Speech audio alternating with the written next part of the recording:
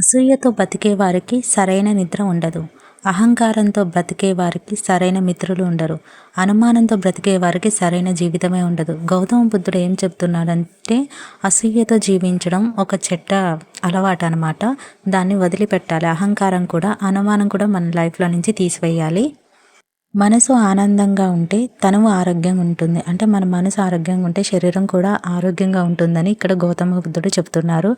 మనసు మన చేతుల్లోనే ఉంచాలి. మన మనసును మనం నిగ్రహిస్తే మనకన్నా మాస్టర్స్ ఇంకెవరు ఉండరు.